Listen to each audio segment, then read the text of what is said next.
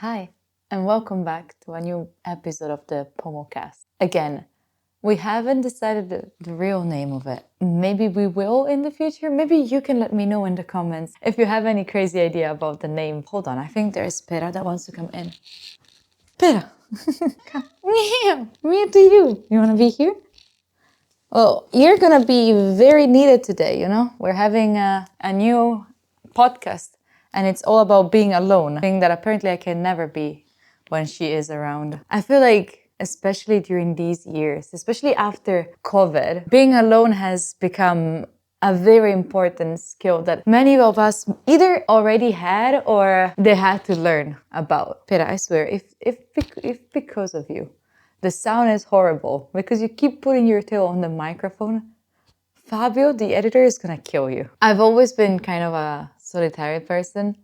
Like, I've always been like the kid playing by itself. I've never had like a great big group of people around me as friends. I transformed something that was a situation that I was in, which was being alone, into something that became my choice to be alone. So then pushing away people has become a way for me to not be abandoned anymore. Holy shit, this has become very deep in such a short time. What I want to bring to you from this podcast is just, it's okay to be alone. It's okay to wanting to be alone. Like, I don't know what is your situation, right? Maybe you are also pushing away people so you don't get abandoned. Or maybe it's just you're very selective with the people that you have around. Or I don't know, maybe it's more difficult for you to make friends. There's a million of reasons why you might be alone right now. Maybe you just went through a breakup and the group of friends was a shared one. So now you find yourself without friends. Or maybe you just closed from a toxic group of friends in a different city and you don't know anyone around you. Maybe it's just very difficult for you to meet anyone that you find interesting. There are multiple reasons why you might be alone right now. And in any case, I just hope that with this podcast, with this single episode, I know it's not much, but you would understand that it's okay to be alone. It's okay to focus on yourself. It's okay to just take your time to do what you want to do and work on what you want to become. It's okay to be alone. But if you're not okay to be alone, well, I'll try to give you some of the tips that help me out to understand how to deal with friendships, how to get more friends. I believe that there is a very big difference between being alone and being lonely. One is almost the need of like your own space. Maybe because sometimes others or other feelings, other thoughts, other people in general are just overwhelming. Being lonely is like a situation that you find yourself in. Maybe after years of like pushing away people or like being in a different place all the time. It's just a situation that you find yourself in and you don't want to be alone. And you just are doomed into not having anyone around you. Or like the feeling of like, if you call out for someone, who will answer?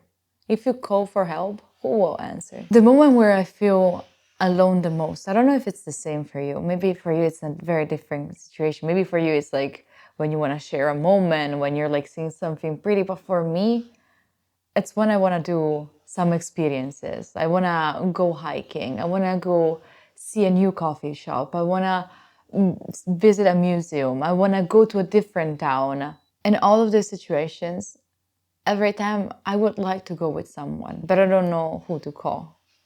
And if I call them, I don't know if they will be available. I don't know what is wrong with me. Like, I want to be alone most of the times. I really like and I really value the time that I spend by myself. But then I want to have the choice of not being alone. That's when I feel lonely the most, when I don't have the choice. When I don't have the choice of being with someone else, I'm doomed to be alone, And I know that I can do all of those things by myself. I can go hiking by myself. I can try a new coffee shop by myself entirely. I can. I'm not limited by that. To be honest with you, entirely, I don't really know why I feel like this. Why is it that in public it bothers me the most to be alone? All of the things that I talk about during these podcasts are mostly things that I'm also like trying to figure it out too. Like if I ever talk to you about productivity, meditation, still figuring shit out. Maybe one of the reasons is that I like to be alone, but I don't think that many people understand this. Maybe it's because of the country that I live. I'm from Italy, and we're very much known to be very social people. And when I tell people that I like to be by myself, I get maybe sometimes tagged as a weirdo, right? I don't know if that happens to you. I don't know how is your family. Is your family also like a very loner kind of family, or do they like to be around people? Because mine is definitely one of those that likes to be around people. And maybe when I go out in public, I'm scared that people might think, oh, she's so lonely. Look at that. She's having dinner by herself. She must be so lonely. Like, I don't even know why I care, right? To be honest, this has been so far one of the most difficult episodes that I wrote. Yeah, because I write before like talking. I know it might not sound like it because I'm always most of the time blubbering, and to be honest, I derange from the original plan of thoughts that I was thinking about telling you. But this has been so difficult. Maybe most probably because it's something that I don't know. Like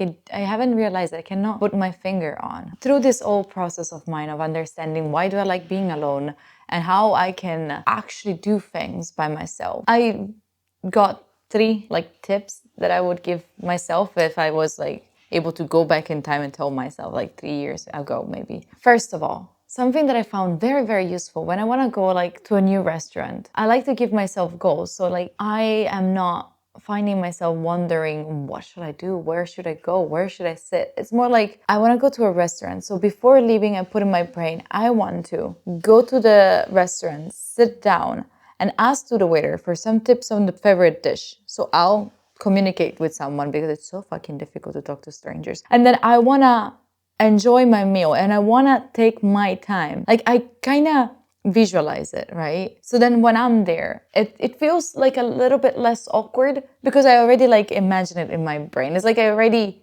lived it. Okay, maybe I'm crazy for this, but anyway, second tips. And this is something that it's very useful. Stop giving a fuck. No one cares.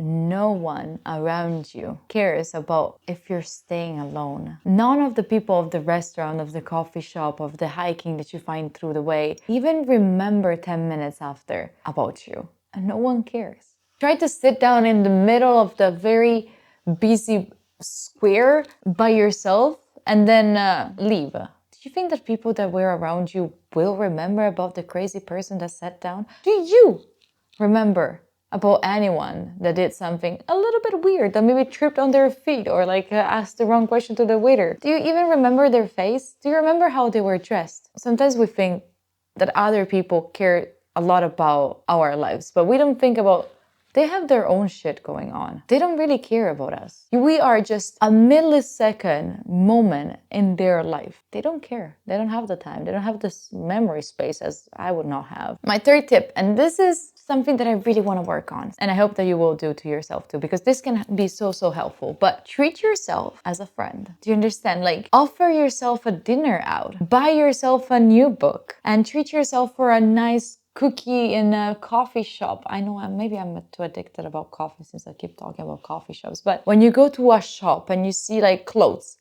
give yourself suggestions. Okay, maybe this is a little bit on the edge of like multiple personality disorder. Please don't fall into that, but more like treat yourself as a human being, as you would treat your friends. Sometimes we focus a lot on the others, so we don't focus enough on ourselves. And this could be very useful. Maybe right now you are done being alone. Maybe you have seen all the movies possible at the cinema by yourself. Maybe you explored all the coffee shops possible in your hometown and you're just done of doing all these things by yourself. And you feel like you're ready to find like a bunch of people that can be close to you as much as, other people might have around them. Maybe you're just ready to have friends and you have things that you want to share with others. And you want to take care of someone else and you want to be mindful of their own emotions. It's such a huge step to be responsible for someone else, right? So if you're deciding to do that, I don't have many friends, shocker, right? Like I do have friends, but they're very few and they're very well selected because for me, emotions are very difficult. If you haven't heard it yet, I consider myself emotionally unavailable. You might want to hear the previous podcast. But maybe getting help getting some tips from someone that is also introverted as you are might be helpful for you to get some friends, you know? Because it's easy to hear tips from people that are very extroverted. Like they will tell you, just go straight up to someone that you don't know and just talk to them. You know, strangers, fun. All right.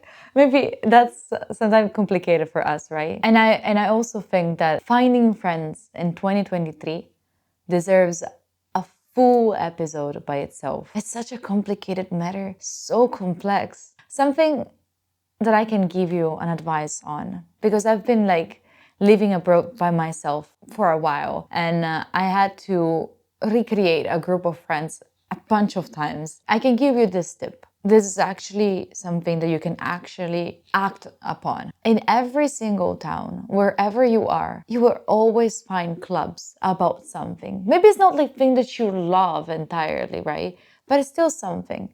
Humans are by nature social. So you will always find a group of something. Okay, maybe don't go to something that you really hate just for the sake of meeting people, because then you will find people that you might hate because they're liking something that you hate. Maybe you can find something that you've never thought about being interested in. That's how you meet new people, and that's how you find people that you might find interesting and they can become your friends. But really important, don't force it. Don't force someone to become your friends. I know that it will be so easy if it was as when we were little, when we went to people asking, hi, do you want to be my friends? And then you were best friends forever. That's how you met your best friend of the elementary school, right? Unfortunately, it's not that easy anymore. Just don't force it.